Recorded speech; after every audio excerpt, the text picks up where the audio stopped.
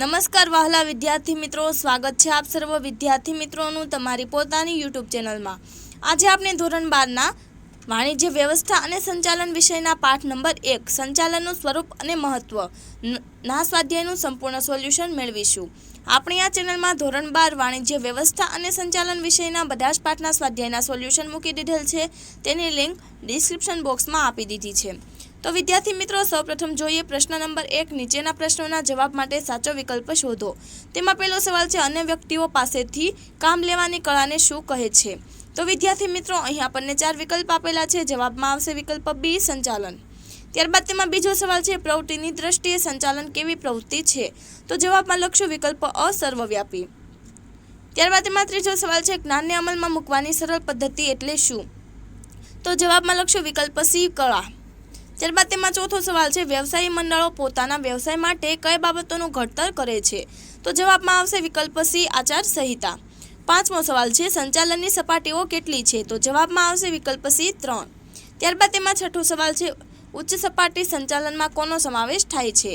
तो जवाबमां लखशो विकल्प D board of directors. त्यारबाद तेमां सातमो सवाल है तळ सपाटीने बीजा क्या नामे ओळखवामां आवे छे। तो जवाबमां लखशो विकल्प ए कार्यकारी सपाटी। त्यारबाद आठमो सवाल है नीचेनामांथी कोनो समावेश संचालननी एक पण सपाटीमां थतो नथी। तो जवाबमां लखशो विकल्प सी कामदार। नवमो सवाल है आयोजन ए धंधाकीय साहसनुं मगज छे। तो व्यवस्था तंत्र ए शुं छे। तो जवाबमां लखशो विकल्प सी शारीरिक माळखुं। त्यारबाद तेमां 10मो सवाल है नीचेनामांथी बजार संचालननुं कार्य कयुं छे। तो तेमां जवाबमां लखशो विकल्प सी पेदाश मिश्र। त्यारबाद तेमां 11मो सवाल है नीचेना पैकी कोई एकनो मानव संसाधन संचालन में समावेश थतो नथी। तो जवाबमां आवशे विकल्प ए समारकाम अने जाळवणी। त्यारबाद जोईए प्रश्न नंबर 2। नीचेना प्रश्नोना एक वाक्य में जवाब आपो। तेमां पहेलो सवाल है संचालन एटले शुं। तो जवाबमां लखशुं संचालन एटले ओछामां ओछा समये अने खर्चे उपलब्ध साधन सगवडोनो श्रेष्ठ उपयोग करीने एकममां निर्धारित ध्येयनुं सिद्ध करवानुं कार्य। त्यारबाद तेमां बीजो सवाल है संचालन कई कई प्रवृत्ति में जरूरी है। तो जवाब में लखशुं संचालन में मुख्यत्वे पहेलुं आयोजन, बीजું व्यवस्था तंत्र, त्रीजुं कर्मचारी व्यवस्था, चौथुं दोरवणी अने पांचमुं अंकुश वगैरह बाबतोनो समावेश थाय छे। त्यारबाद तेमां त्रीजो सवाल है एकमना संचालन अंगेनी सर्वोच्च सत्ता धरावती सपाटीने कई सपाटी कहेवाय छे। तो जवाब में लखशुं एकमना संचालन अंगेनी सर्वोच्च सत्ता धरावती सपाटीने उच्च सपाटी कहेवाय छे। त्यारबाद तेमां चौथो सवाल है मध्य सपाटी संचालन बीजा क्या नामथी ओळखाय छे। तो जवाब में लखशुं मध्य सपाटी संचालन अधिकारीओनी सपाटी नामथी पण ओळखाय छे। त्यारबाद तेमां 5मो सवाल है मुख्य वहीवटी अधिकारी तरफथी प्राप्त थयेला हुकमों अने सूचनाओनो अमल कई सपाटी करे छे।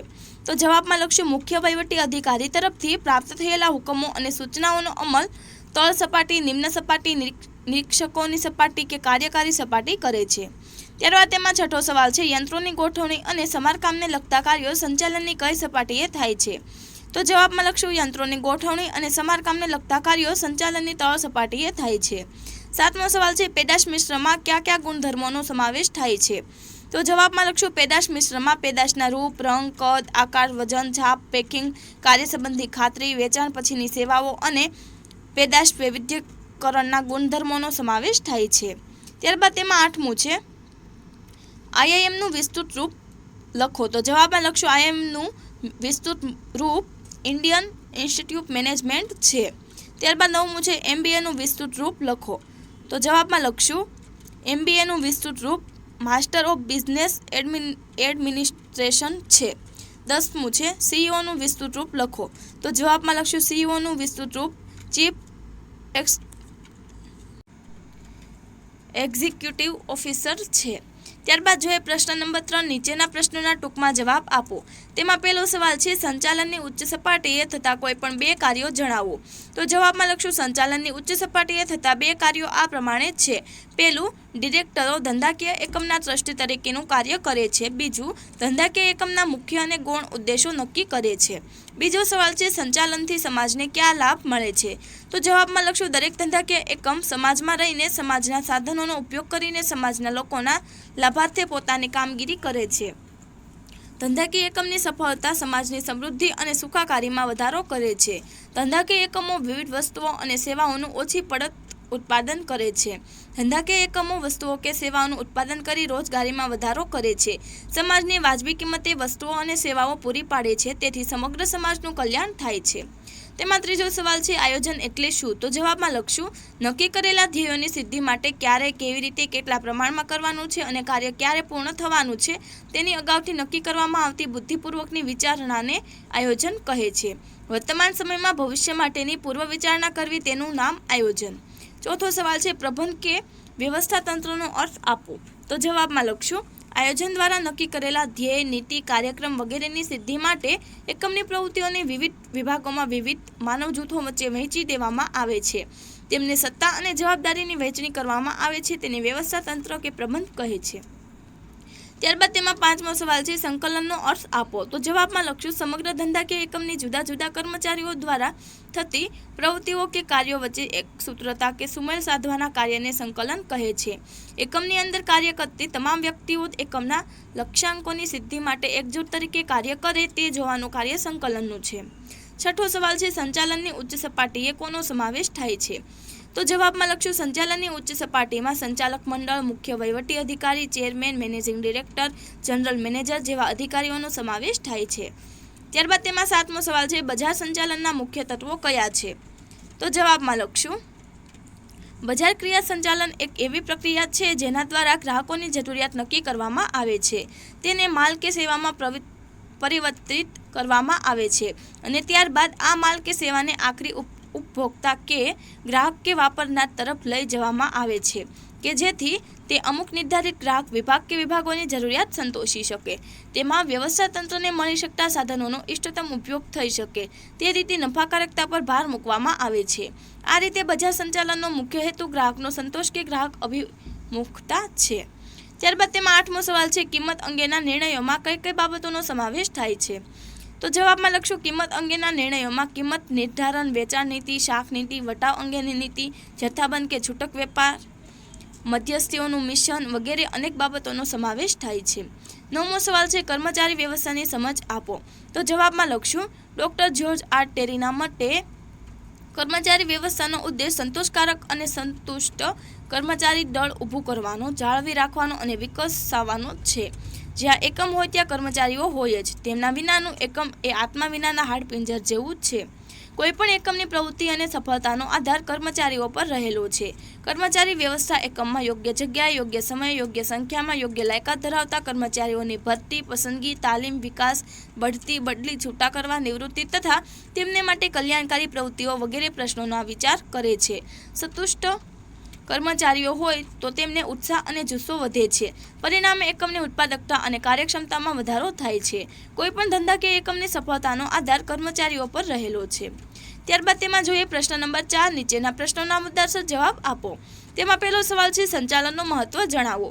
તો જવાબમાં લખશું આધુનિક અર્થવ્યવસ્થામાં સંચાલન ખૂબ જ મહત્વનું છે। કોઈપણ પ્રવૃત્તિ કે ક્ષેત્રની સફળતાનો કે નિષ્ફળતાનો આધાર સંચાલન પર રહેલો છે। ગમે તેટલા આધુનિક અને યોગ્ય પ્રમાણમાં સાધન સામગ્રી હોય પરંતુ ક્ષતિપૂર્ણ સંચાલન હોય તો તેનો યોગ્ય ઉપયોગ થઈ શકતો નથી।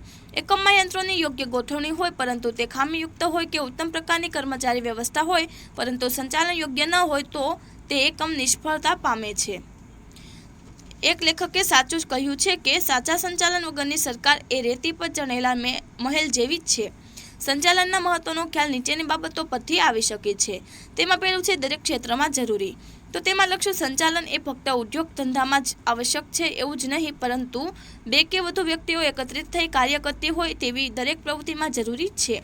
ધાર્મિક, સામાજિક, રાજકીય, શૈક્ષણિક, સંરક્ષણ, સરકારી તેમજ રમતગમતની એમ દરેક પ્રવૃત્તિમાં સંચાલન જરૂરી છે। દરેક પ્રકારની પ્રવૃત્તિઓમાં સંચાલનના કાર્યો જેવા કે આયોજન, વ્યવસ્થાતંત્ર, કર્મચારી વ્યવસ્થા, દોરવણી, અંકુશ વગેરે કાર્યો કરવા પડે છે। તેમાં બીજું છે સાધનોનો ઇષ્ટતમ ઉપયોગ। તો તેમાં લક્ષ્ય સંચાલનને કારણે એકમના તમામ માનવીય અને ભૌતિક સાધનો જેવા કે કર્મચારીઓ, જમીન, મૂડી, કાચો માલ અને યંત્રો વગેરેનો મહત્તમ ઉપયોગ થઈ શકે છે, પરિણામે બગાડ અટકાવી શકાય છે। તેમાં ત્રીજું છે ધ્યેય સિદ્ધિ। તો તેમાં લક્ષ્ય સંચાલન માણસો, માલસામાન, યંત્રો અને નાણાં વગેરે સાધનોનું સંકલન કરે છે। સંચાલનને કારણે તમામ સાધનોનો ઇષ્ટતમ ઉપયોગ થઈ શકે છે, તેથી એકમના નિર્ધારિત હેતુઓની સિદ્ધિ શક્ય બને છે। તેમાં ચોથું છે ધંધાની સફળતા માટે ઉપયોગી. તો તેમાં લખશું ધંધાની સફળતાનો કે નિષ્ફળતાનો આધાર સંચાલન પર રહેલો છે.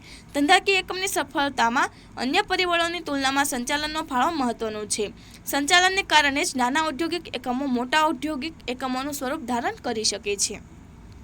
કાર્યક્ષમ સંચાલનને કારણે નુકસાન કરતા એકમો નફો કરતા એકમો બની શકે છે.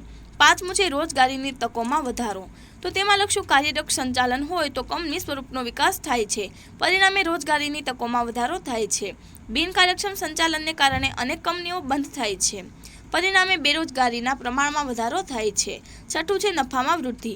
તો તેમાં લખશું ધંધાકીય એકમની સ્થાપના નફાના હેતુથી થાય છે. કુશળ સંચાલકો પોતાની આવડત અને સૂઝ દ્વારા ઉપલબ્ધ સાધનોનો મહત્તમ અને કરકસરપૂર્ણ ઉપયોગ કરીને મહત્તમ નફો મેળવી શકે છે. તેથી જ કહેવાયું છે કે નફો ધંધાની કાર્યક્ષમતા અને સફળતાનો માપદંડ છે. સાતમું છે સામાજિક લાભ. તો તેમાં લખશું દરેક ધંધાકીય એકમ સમાજમાં રહીને સમાજના સાધનોનો ઉપયોગ કરીને સમાજના લોકોના લાભાર્થે પોતાની કામગીરી કરે છે. નફાના હેતુની સિદ્ધિ સાથે સાથે તેણે સમાજને લાભદાયક પ્રવૃત્તિઓ કરવી પડે છે. ધંધાકીય એકમની સફળતા સમાજની સમૃદ્ધિ અને સુખાકારીમાં વધારો કરે છે. ધંધાકીય એકમો વિવિધ વસ્તુઓ અને સેવાઓનું ઓછી પડતરે ઉત્પાદન કરી સમાજને વાજબી કિંમતે વસ્તુઓ પૂરી પાડે છે, પરિણામે સમાજનું કલ્યાણ થાય છે. આઠમું છે રાષ્ટ્રીય હેતુ. તો તેમાં લખશું અર્થતંત્રમાં આર્થિક, સામાજિક અને રાષ્ટ્રીય વિકાસ માટે વપરાયેલ માનવ સંપત્તિ અને ઉત્પાદનના સાધનોનો યોગ્ય અને મહત્તમ ઉપયોગ માટે કાર્યક્ષમ સંચાલન આવશ્યક છે. સંચાલન આ સાધનોનો મહત્તમ અને યોગ્ય ઉપયોગ કરી દેશના વિકાસને ગતિમાં લાવે છે. ત્યારબાદ તેમાં બીજો સવાલ છે સંચાલન એક વ્યવસાય છે, સમજાવો. તો જવાબમાં લખશું વ્યવસાય એટલે એવી પ્રવૃત્તિ કે જેમાં કોઈપણ ક્ષેત્રનું વિશિષ્ટ જ્ઞાન પ્રાપ્ત કરીને તે જ્ઞાનનો લાભ સમાજને ફીના બદલામાં આપવામાં આવે. વ્યવસાય સ્વીકારવાની વ્યક્તિએ વ્યવસાયગત તાલીમ અને અનુભવ મેળવેલા હોવા જોઈએ. ડોક્ટરો, વકીલો, ઇજનેરો, ચાર્ટર્ડ એકાઉન્ટ વગેરે વ્યવસાયી વ્યક્તિઓ છે. તેમાં જોઈએ વ્યવસાયની લાક્ષણિકતાઓ. વ્યવસાયના નીચેની લાક્ષણિકતાઓ જોવા મળે છે. તેમાં પહેલું છે વિશિષ્ટ પ્રકારના જ્ઞાનની જરૂર. તો તેમાં લખશું જે પ્રકારનો વ્યવસાય હોય તે પ્રમાણે તેમાં વિશિષ્ટ જ્ઞાન જરૂરી ગણાય છે. દાખલા તરીકે ડૉક્ટરના વ્યવસાય માટે MBBS, MD કે MS ની પદવી મેળવવી પડે છે. વકીલના વ્યવસાય માટે LLB, LLMની પદવી મેળવવી પડે છે. સંચાલનમાં પણ વિશિષ્ટ જ્ઞાન મેળવવા માટે BBA, MBAની પદવી મેળવવી પડે છે. બીજું છે જ્ઞાનમાં વૃદ્ધિ અને સંશોધન.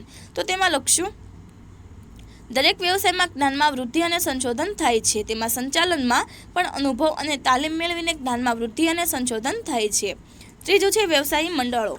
તો તેમાં લખશું દરેક વ્યવસાયમાં ક્ષેત્રમાં વ્યવસાયી મંડળો હોય છે, તે જ રીતે સંચાલનમાં પણ મંડળો હોય છે.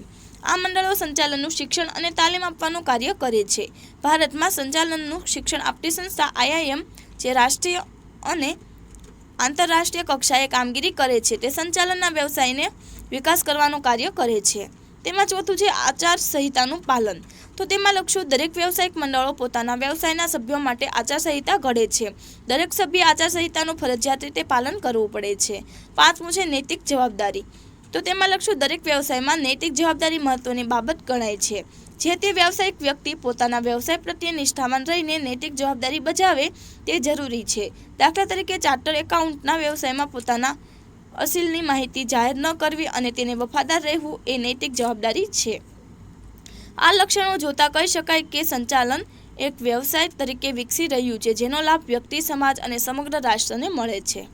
ત્યારબાદ તેમાં ત્રીજો સવાલ છે ઉચ્ચ સપાટી સંચાલનના કાર્યો જણાવો. તો જવાબમાં લખશું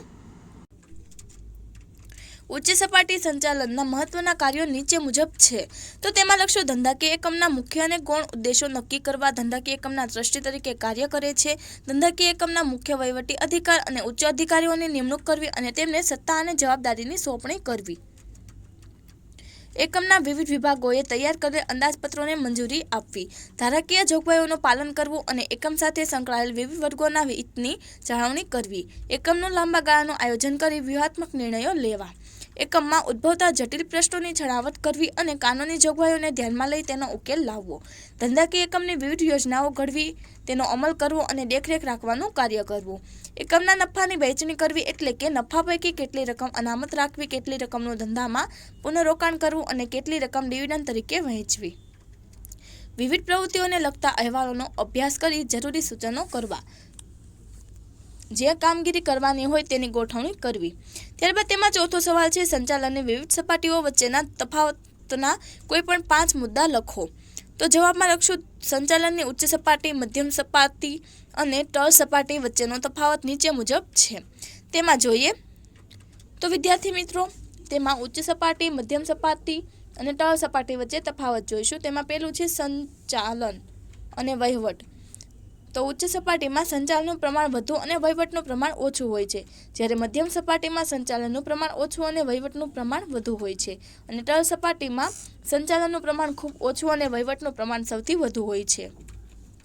ત્યારબાદ છે સમાવેશ. તો ઉચ્ચ સપાટીમાં નીતિ ઘડતર માટે સંચાલન મંડળ, મેનેજિંગ ડિરેક્ટર અને જનરલ મેનેજરનો સમાવેશ થાય છે, જ્યારે મધ્યમ સપાટીમાં ખાતાના વિભાગીય અધિકારીઓ અને પોતપોતાના ક્ષેત્રનો નિષ્ણાત અધિકારીઓનો સમાવેશ થાય છે, અને તળ સપાટીમાં નિરીક્ષકો, જોબર અને ફોરમેનનો સમાવેશ થાય છે. ત્યારબાદ છે સત્તા અને જવાબદારી. તો ઉચ્ચ સપાટીમાં સત્તા અને જવાબદારીનું બંનેનું પ્રમાણ વધુ હોય છે, જ્યારે મધ્યમ સપાટીમાં સત્તા પ્રમાણમાં ઓછી અને જવાબદારી વિભાગ પૂરતી હોય છે, અને તળ સપાટીમાં સત્તાનું પ્રમાણ ખૂબ ઓછું, જવાબદારીનું પ્રમાણ અમુક પેટા વિભાગ પૂરતું હોય છે. ત્યારબાદ છે સંખ્યા. તો ઉચ્ચ સપાટીએ કર્મચારીઓની સંખ્યા ઓછી હોય છે, જ્યારે મધ્ય સપાટીમાં ઉચ્ચ સપાટી કરતાં મધ્ય સપાટીએ કર્મચારીઓની સંખ્યા વધુ હોય છે, અને તળ સપાટીમાં ઉચ્ચ અને મધ્ય સપાટી કરતાં કર્મચારીઓની સંખ્યા ખૂબ વધારે હોય છે. ત્યારબાદ છે લાયકાત. તો ઉચ્ચ સપાટીમાં સર્વગ્રાહી કૌશલ્યની જરૂર છે, જ્યારે મધ્ય સપાટીમાં વિશિષ્ટ જ્ઞાનની જરૂર છે, અને તળ સપાટીમાં ફક્ત પોતાના વિભાગ અને પેટા વિભાગ પૂરતું જ જ્ઞાન જરૂરી છે. ત્યારબાદ છે ધ્યેય અને નીતિ ઘડતર. તો ઉચ્ચ સપાટીમાં આ સપાટી દ્વારા કંપનીના મૂળભૂત ધ્યેય અને નીતિનું ઘડતર થાય છે, જ્યારે મધ્ય સપાટી દ્વારા ઉચ્ચ સપાટીએ ઘડેલ નીતિ અને ધ્યેયનો અમલ થાય છે, અને તળ સપાટી ઉચ્ચ સપાટીએ ઘડેલી નીતિ અને નિર્ણયોનો અમલ કરવાનું કાર્ય કરે છે. ત્યારબાદ છે ઉત્તરદાયિત્વ. તો ઉચ્ચ સપાટીમાં આસપાસથી આ સપાટીનું શેર હોલ્ડરો, લેણદારો, સરકારના વિવિધ વિભાગો, કાયદાકીય જોગવાઈઓ વગેરે પ્રત્યે ઉત્તરદાયિત્વ હોય છે, જ્યારે મધ્ય સપાટીમાં ઉચ્ચ સપાટી પ્રત્યે મધ્ય સપાટીનું ઉત્તરદાયિત્વ હોય છે, અને તળ સપાટીમાં મધ્ય સપાટી પ્રત્યે તળ સપાટીનું ઉત્તરદાયિત્વ હોય છે. ત્યારબાદ છે નિર્ણયો. તો ઉચ્ચ સપાટીના નિર્ણયો વધારે જોખમી અને પ્રમાણમાં વધારે દૂરોગામી હોય છે, જ્યારે મધ્ય સપાટીના નિર્ણયો પ્રમાણમાં ઓછા જોખમી અને ઓછા દૂરોગામી હોય છે, અને તળ સપાટીના નિર્ણયો ખૂબ જ ઓછા જોખમી અને ખૂબ જ ઓછા દૂરોગામી હોય છે.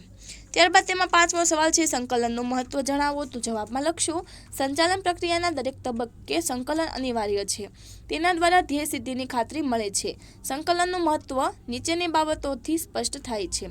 તો તેમાં લખશું સંચાલનના વિવિધ કાર્યો જેવા કે આયોજન, વ્યવસ્થાતંત્ર, દોરવણી, અંકુશ વગેરે સંકલનને કારણે અસરકારક બને છે. સંકલનને કારણે એકમના તમામ કાર્યો કરવાનું સરળ બને છે. સંકલનને કારણે એકમનું કોઈ કાર્ય કરવાનું રહી જતું નથી કે કોઈ કાર્ય બેવડાતું નથી. સંકલનને કારણે એકમના વિવિધ વિભાગો વચ્ચે સહકાર અને સંવાદિતા જળવાઈ રહે છે. સંકલનને કારણે એકમના વિવિધ વિભાગોના કાર્યોના તેના ક્રમ અને સમય વચ્ચે સમતુલા સાધવાનું શક્ય બને છે. સંકલનને કારણે એકમના નક્કી કરેલા ધ્યેયોની સિદ્ધિ થઈ શકે છે. ત્યારબાદ તેમાં 6થો સવાલ છે માનવ સંસાધન સંચાલનનું મહત્વ જણાવો. તો જવાબમાં લખશું નીચેની બાબતો પરથી માનવ સંસાધન સંચાલનના મહત્વનો ખ્યાલ આવી શકે છે. તો તેમાં લખશું કર્મચારીઓના જુસ્સામાં અને કાર્યક્ષમતામાં વધારો થાય છે. એકમની નફાકારકતામાં વધારો થાય છે. એકમની શાખ અને પ્રતિષ્ઠામાં વધારો થાય છે. ઉત્પાદિત વસ્તુ કે સેવાની ગુણવત્તાના ઉચ્ચ ધોરણોની જાળવણી થઈ શકે છે. કર્મચારીઓમાં જૂથ ભાવનાનો વિકાસ થાય છે. ઉત્પાદનના સાધનોનો ઇષ્ટતમ ઉપયોગ થઈ શકે છે. કર્મચારી ફેરબદલી દરમાં ઘટાડો થાય છે. કર્મચારી સંતોષમાં વધારો થાય છે. કર્મચારીઓને સંપૂર્ણ કાર્ય સંતોષ મળે છે, તેથી એકમમાં ઔદ્યોગિક શાંતિનું વાતાવરણ સર્જાય છે. ત્યારબાદ તેમાં 7મો સવાલ છે નાણાકીય સંચાલનના કાર્યો જણાવો. તો જવાબમાં લખશું નાણાકીય સંચાલનના મુખ્ય કાર્યોને નીચે મુજબ દર્શાવી શકાય. તેમાં લખશું નાણાકીય જરૂરિયાતોનો અંદાજ મૂકવો, સમયની દ્રષ્ટિએ નાણાંનું આયોજન કરવું, મૂડી માળખા અંગે વિચારણા કરવી તેમજ નાણાકીય પ્રાપ્તિ સ્થાનોની પસંદગી કરવી, નાણાં મેળવવા માટેની કાર્યવાહી કરવી, મેળવેલા નાણાંનો યોગ્ય ઉપયોગ થાય તે જોવું અને અંકુશ વ્યવસ્થા ગોઠવવી, નાણાકીય નીતિ નક્કી કરવી, અંદાજપત્ર તૈયાર કરવું, આવકની ફાળવણી કરવી, કરવેરાનું આયોજન કરવું, અસ્ક્યામતોની વ્યવસ્થા કરવી. ત્યારબાદ જોઈએ પ્રશ્ન નંબર 5. નીચેના પ્રશ્નોના વિસ્તારપૂર્વક જવાબ આપો. તેમાં પહેલો સવાલ છે સંચાલનનો અર્થ આપી તેની લાક્ષણિકતાઓ સમજાવો. તેમાં સૌપ્રથમ જોઈએ સંચાલનનો અર્થ. તો તેમાં લખશું વિવિધ લેખકોએ જુદા જુદા દ્રષ્ટિબિંદુથી સંચાલનની વ્યાખ્યાઓ આપી છે. તે પૈકી કેટલીક મહત્વની વ્યાખ્યાઓ નીચે મુજબ છે. તેમાં જોઈએ કુન્ટસ અને ઓડોનલના મતે વિધિસર રીતે રચાયેલા માનવોના વ્યવસ્થિત જૂથો મારફતે કાર્ય લેવાની કળા એટલે સંચાલન. લિવિંગસ્ટનના મતે સંચાલન એટલે ઓછામાં ઓછા સમય અને ખર્ચ દ્વારા ઉપલબ્ધ સાધન સગવડનો શ્રેષ્ઠ ઉપયોગ કરીને એકમના નિર્ધારિત ધ્યેયોને સિદ્ધ કરવાનું કાર્ય. ડૉક્ટર જ્યોર્જ આર ટેરીના મતે સંચાલન એ એવી પ્રવૃત્તિ કે જે માણસો, સાધનો, યંત્રો, પદ્ધતિઓ, નાણાં અને બજાર એમનું આયોજન કરી તેના પર અંકુશ રાખવાનું કાર્ય કરે છે. તે માનવ પ્રયત્નોને નેતાગીરી, સંકલન અને માર્ગદર્શન પૂરું પાડે છે જેથી એકમમાં ઇચ્છિત ધ્યેયોને સિદ્ધ કરી શકાય છે. ત્યારબાદ જોઈએ સંચાલનની લાક્ષણિકતાઓ. સંચાલનની વિવિધ વ્યાખ્યાઓ પરથી તેની લાક્ષણિકતાઓનો ખ્યાલ આવે છે જે સંચાલનનું સ્વરૂપ દર્શાવે છે. સંચાલનની લાક્ષણિકતાઓ નીચે મુજબ દર્શાવી શકાય. તેમાં પેલું છે સર્વવ્યાપી પ્રવૃત્તિ. તો તેમાં લખશું સંચાલન એ સર્વવ્યાપી પ્રવૃત્તિ છે જ્યાં બે કે વધુ વ્યક્તિઓ એકઠી થઈ હેતુની સિદ્ધિ માટે કાર્ય કરે છે ત્યાં સંચાલનની જરૂર પડે છે. સંચાલન ફક્ત ધંધાકીય કે ઔદ્યોગિક ક્ષેત્રમાં થતી પ્રવૃત્તિ નથી પરંતુ સામાજિક, ધાર્મિક, લશ્કરી, શૈક્ષણિક, કૃષિ વગેરે ક્ષેત્રોમાં પણ સંચાલનની પ્રવૃત્તિ જોવા મળે છે. સંચાલન દરેક ક્ષેત્રના તમામ એકમો તેમજ એકમના તમામ વિભાગો અને દરેક સપાટીએ જોવા મળે છે. બીજું છે હેતુલક્ષી પ્રવૃત્તિ. તો તેમાં લખશું દરેક ધંધાકીય એકમની સ્થાપના અમુક ચોક્કસ હેતુઓને સિદ્ધ કરવા માટે થતી હોય છે. આ હેતુઓને કાર્યક્ષમતાપૂર્વક અને કરકસરપૂર્વક સિદ્ધ કરવા માટે સંચાલન જરૂરી છે. સંચાલન એ સાધ્ય નથી પરંતુ સાધન છે. ત્રીજું છે જૂથ પ્રવૃત્તિ. તો તેમાં લખશું જ્યારે બે કે તેથી વધુ વ્યક્તિઓ કોઈ ચોક્કસ ધ્યેયને સિદ્ધ કરવા કાર્ય કરે છે ત્યારે જૂથ પ્રયત્નો જરૂરી બને છે અને ત્યાં સંચાલન જરૂરી છે. સંચાલન એ બે કે તેથી વધુ વ્યક્તિઓના જૂથની પ્રવૃત્તિ છે. ચોથું છે સતત ચાલતી પ્રવૃત્તિ. તો તેમાં લખશું સંચાલન એ સતત ચાલતી પ્રવૃત્તિ છે. એકવાર શરૂ કર્યા બાદ તેને અટકાવી શકાતી નથી. સંચાલન ધ્યેયલક્ષી હોય છે પરંતુ ધ્યેય સિદ્ધ થતાં તે પ્રક્રિયાનો અંત આવતો નથી. નવા ધ્યેય અને નવા લક્ષ્યાંકો સંચાલન દ્વારા નક્કી થાય છે. આ રીતે સંચાલનમાં ધ્યેય નક્કી કરવા, ધ્યેય સિદ્ધ કરવા અને પુનઃ ધ્યેય નક્કી કરવાનું ચક્ર સતત ચાલતું જ રહે છે.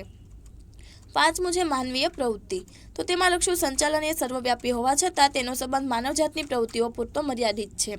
સંચાલનમાં માનવ તત્વનું સ્થાન મહત્વનું છે. માનવી વગર ઉત્પાદનમાં સાધનો નકામા નીવડે છે. સંચાલન માનવી માટે થાય છે, માનવી દ્વારા થાય છે. આમ સંચાલનમાં માનવી કેન્દ્ર સ્થાને છે. છઠ્ઠું છે નિર્ણય પ્રક્રિયા. તો તેમાં લખશું નિર્ણય પ્રક્રિયા એ સંચાલનનું મહત્વનું કાર્ય છે. સંચાલકે સતત નિર્ણયો લેવા પડે છે. નિર્ણય લીધા વગર કોઈ પણ કાર્ય થઈ શકતું નથી. નિર્ણય લીધા બાદ સંચાલકોએ તેનો અમલ થાય તેની કામગીરી કરવી પડે છે. આમ નિર્ણય પ્રક્રિયા એ સંચાલનનું કાર્ય છે. સાતમું છે સંચાલન, વિજ્ઞાન, કળા અને વ્યવસાય. તો તેમાં લખશું સંચાલનમાં વિજ્ઞાન જેવા ચોક્કસ નિયમો અને સિદ્ધાંતો હોય છે. તેથી અમુક લેખકો સંચાલનને વિજ્ઞાન તરીકે ઓળખાવે છે. સંચાલનમાં માનવ પરિબળ મહત્વનું હોવાથી તેમની પાસેથી કાર્ય કરાવવા માટે અત્યંત આવડત, બુદ્ધિ, ચતુરાઈ, આંતરસૂઝ વગેરે જરૂરી બને છે જેને કાર્ય કરાવવાની કળા કહે છે. આમ સંચાલન એ કળા છે. આધુનિક સમયમાં ધંધાકીય એકમનું સંચાલન તાલીમ પામેલ નિષ્ણાત સંચાલક વર્ગને સોંપાઈ રહ્યું છે. આધુનિક સમયમાં ડૉક્ટર, વકીલ, ચાર્ટર્ડ એકાઉન્ટ જેવા વ્યવસાયીઓની જેમ સંચાલકોએ પણ વ્યવસાયી સ્વરૂપ ધારણ કર્યું છે. આ બાબત સ્પષ્ટ કરે છે કે સંચાલન એ વ્યવસાય છે. ત્યારબાદ તેમાં બીજો સવાલ છે સંચાલનની વિવિધ સપાટીઓની આકૃતિ દોરી તળ સપાટી સંચાલનના કાર્યો જણાવો. તો તેમાં જોઈએ સંચાલનની વિવિધ સપાટીઓની આકૃતિ. તો તેમાં ઉચ્ચ સપાટીએ સંચાલનમાં આવશે સંચાલક મંડળ, ચેરમેન, મેનેજિંગ ડિરેક્ટર અને જનરલ મેનેજર. ત્યારબાદ મધ્ય સપાટી સંચાલનમાં વિભાગીય અધિકારીઓ, કાર્યકારી સંચાલકો અને નિષ્ણાંતો વગેરે. જ્યારે તળ સપાટી એટલે કે નિમ્ન સપાટીએ સંચાલનમાં સુપરવાઇઝરો, ફોરમેન અને ઇન્સ્પેક્ટર વગેરે.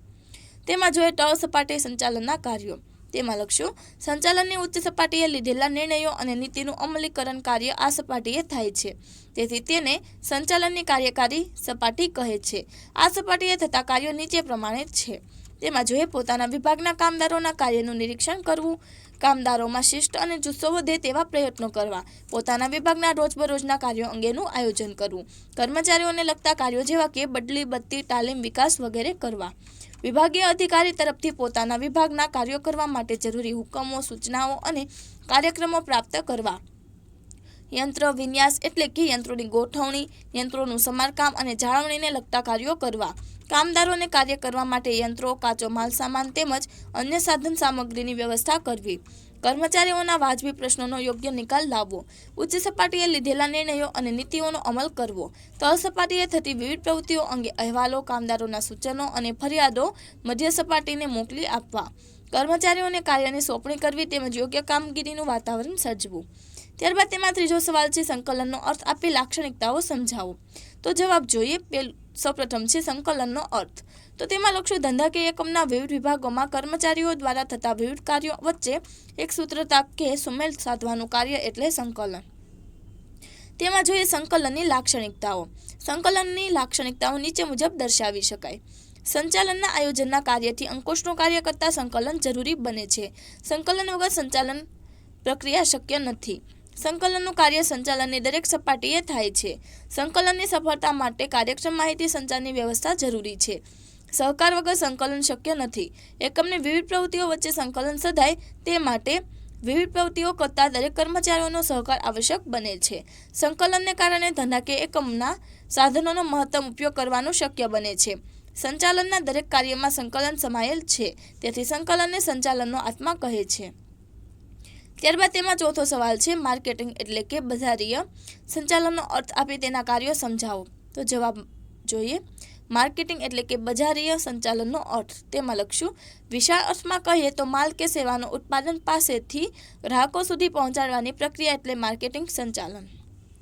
Doctor S.R. ડાવરના મતે બજાર ક્રિયા સંચાલન એક એવી પ્રક્રિયા છે જેના દ્વારા ગ્રાહકોની જરૂરિયાત નક્કી કરવામાં આવે છે, તેને માલ કે સેવામાં પરિવર્તિત કરવામાં આવે છે અને ત્યારબાદ માલ કે સેવાના અંતિમ ઉપભોક્તા કે વાપરનાર તરફ લઈ જવામાં આવે છે કે જેથી તે અમુક નિર્ધારિત ગ્રાહક વિભાગ કે વિભાગોની જરૂરિયાત સંતોષી શકે.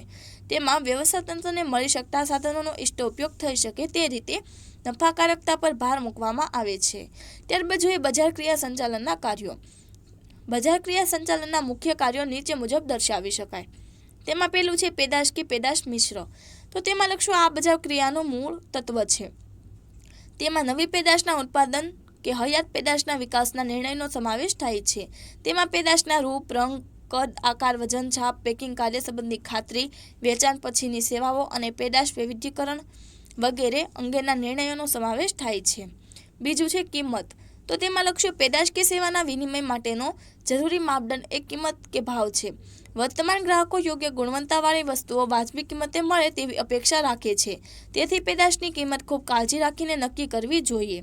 કિંમત અંગેના નિર્ણયોમાં કિંમત નિર્ધારણ, વેચાણ નીતિ, શાખ નીતિ, વટાવ અને કમિશન વગેરે બાબતો ધ્યાનમાં લેવામાં આવે છે. ત્રીજું છે વિતરણ. તો તેમાં લખશું તેમાં વસ્તુ કે સેવાનું વિતરણ કરવા કઈ પદ્ધતિ પસંદ કરવી તે અંગેના નિર્ણયોનો સમાવેશ થાય છે. આ નિર્ણયોમાં પોતાની દુકાનો દ્વારા વેચાણ, જથ્થાબંધ વેપારીઓ, છૂટક વેપારીઓ, એજન્ટો, વાહન વ્યવહારના પ્રશ્નો વગેરે અંગેના નિર્ણયોનો સમાવેશ થાય છે. વિતરણની બાબત ધંધાના કદ અને વિસ્તાર સાથે સંબંધ ધરાવે છે. ત્યારબાદ તેમાં ચોથું છે અભિવૃદ્ધિ. તો તેમાં લખશું અભિવૃદ્ધિમાં વેચાણમાં નોંધપાત્ર વેચાણ વધારવા માટેના પ્રયત્નોનો સમાવેશ થાય છે. આ અંગેના નિર્ણયોમાં માલની જાહેરાત કરવી, પ્રસિદ્ધિ કરવી, વ્યક્તિગત વેચાણ તેમજ વેચાણ વૃદ્ધિ માટે ગ્રાહકો અને વેપારીઓને આકર્ષવા વગેરે અંગેના નિર્ણયોનો સમાવેશ થાય છે. અભિવૃદ્ધિ અંગેના નિર્ણયોને કારણે ખર્ચ થાય છે, પરંતુ તેને કારણે વેચાણમાં વધારો થતાં એકમનો નફો વધે છે. પાંચમું છે માનવ સંસાધન સંચાલનનો અર્થ આપી તેની લાક્ષણિકતાઓ જણાવો. તો જવાબમાં લખશું સૌપ્રથમ છે માનવ સંસાધન સંચાલનનો અર્થ. તેમાં લખશું માનવ સંસાધન સંચાલન એટલે ધંધાકીય એકમમાં કાર્ય કરતા કર્મચારીઓના કૌશલ્ય, જ્ઞાન, બુદ્ધિ, પસંદગી, નાપસંદગી, વ્યક્તિગત વિકાસ, જરૂરિયાત વગેરે બાબતોને ધ્યાનમાં લઈને તેને કંપનીના ઉદ્દેશો સાથે સાંકળી ધંધાને સફળતા તથા નફાકારકતાના માર્ગે લઈ જવાની સમગ્ર પ્રક્રિયા. ત્યારબાદ જોઈએ તેમાં માનવ સંસાધન સંચાલનની લાક્ષણિકતાઓ.